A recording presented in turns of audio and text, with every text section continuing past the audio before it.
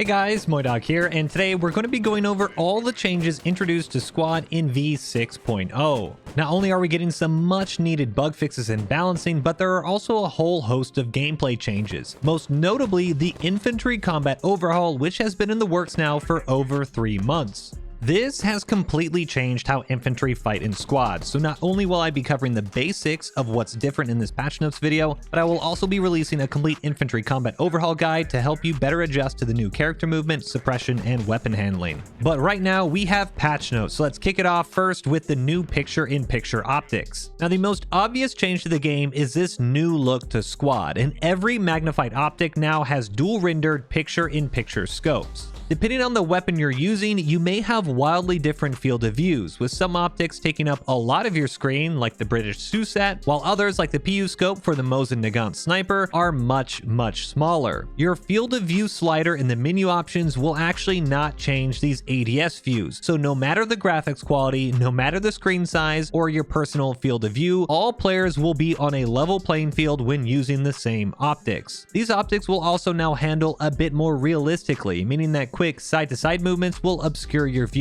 Some of these optics now also have new magnification options, most notably on the marksman rifles or snipers, but also some standard optics for certain factions like the Aussie Spectre. The Spectre, for example, starts off as a 1-time, but by pressing F, you can actually toggle the 4-time zoom option. If you want to change this hotkey, you can find it under the settings, controls, general, and interact/cycle scope magnification level. But do note this will change the button for entering vehicles or accessing ammo crates, ammo bags, anything like that. For iron sights, red dots, and hollow sights, you are actually not affected by these new picture-in-picture mechanics, and you are actually able to quickly aim and change directions without much of an issue. For all of these changes, the optics also now come with new settings. You can tweak your magnification sensitivity to customize each level depending on your preference if you wish, and there are graphics settings specifically for picture-in-picture rendering.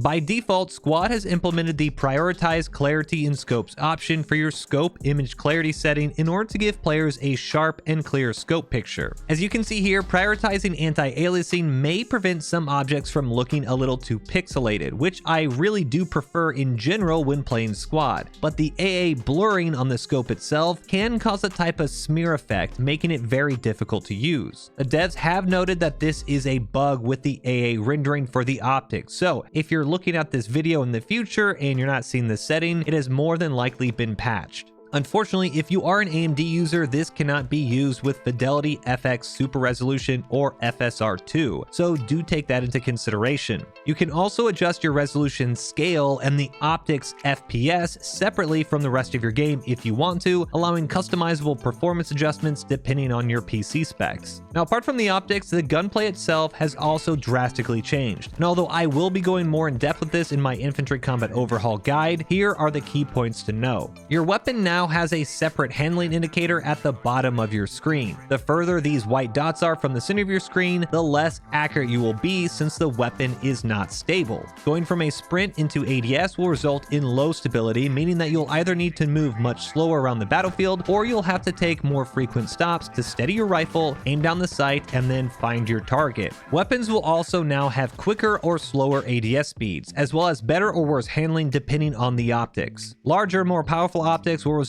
in slower ADS and be harder to handle, while the lighter, non-magnified ones will make it much easier to quickly move around ADS and fire on a stable platform. Quick tap firing or long bursts of full auto will also decrease the stability. And additionally, each weapon plus their optic combination is now going to be different, so finding a good rhythm that works for you and your playstyle will be dependent on trying out a whole host of optics and a lot of different weapon platforms. Along with these weapon handling changes is the introduction of point firing. Hipfire will no longer automatically adjust your weapon to fire in the middle of your screen, and now when pulling the trigger, the weapon will fire exactly where it's pointing. This means that the first couple rounds may end up in the dirt or off to your side if you begin firing without first stopping.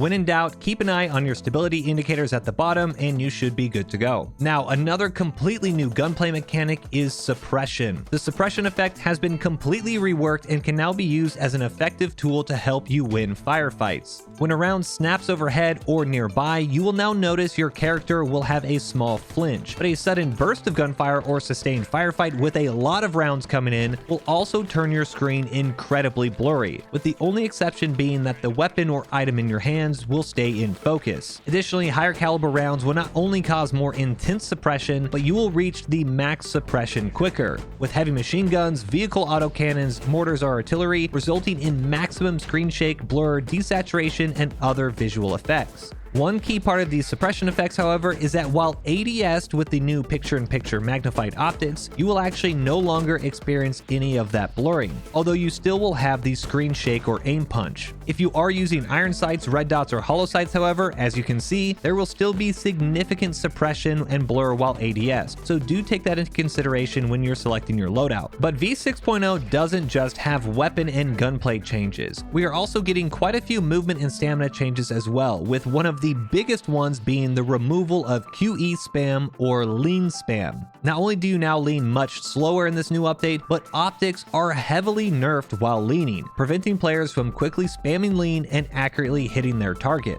Additionally, when you hold larger weapons like MGs or shoulder-fired rockets like the Carl Gustav, you now only get a slight lean instead of the full peak. Now, as sad as this one makes me to say, parkour has been nerfed. Most of the ways where you could jump and climb and vault over objects have been removed in game, and you can no longer climb up over the environment if your character model is falling, meaning that jumping down off of buildings and holding onto the ledges is a thing of the past. The distance at which you take damage from falling has also been reduced significantly, and even jumping off things like Hesco walls will now hurt. Finally, player speed and stamina has also been tweaked, and you will now run roughly 10 to 15% slower than before, but due to the new weapon handling changes, you're actually not encouraged to constantly sprint around the map, so it shouldn't feel like too big of a change when you're actually in game. Finally, climbing has also been tweaked to prevent unintended vaulting, and you will now only vault over an object if you are pressing down on your forward movement key. For example, here I am standing still and not pressing W, so when I press space, I simply climb on top of the fence and I stay there. When holding W, space now vaults me over the object and I'm now on the other side. This is a nice quality of life change that will hopefully prevent free falls over buildings or cliffs.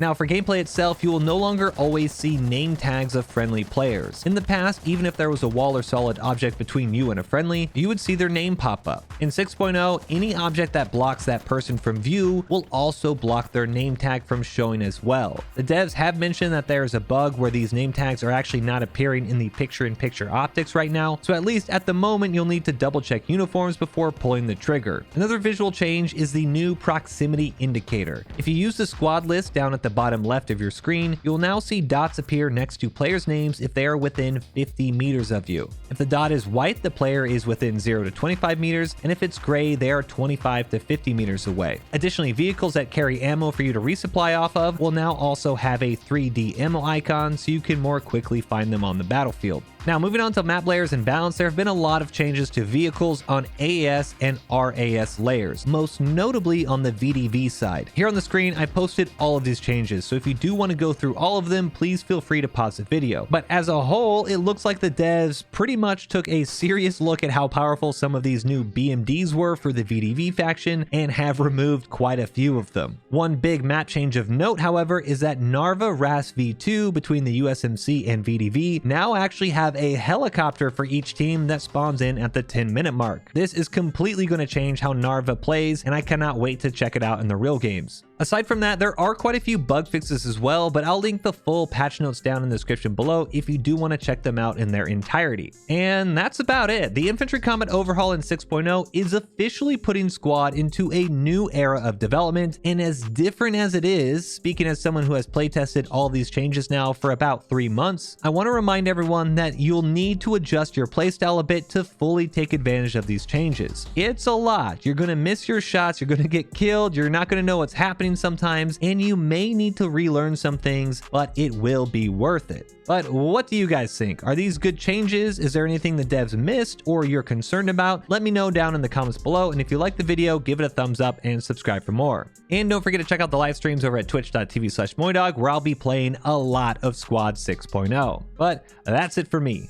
Until next time, peace.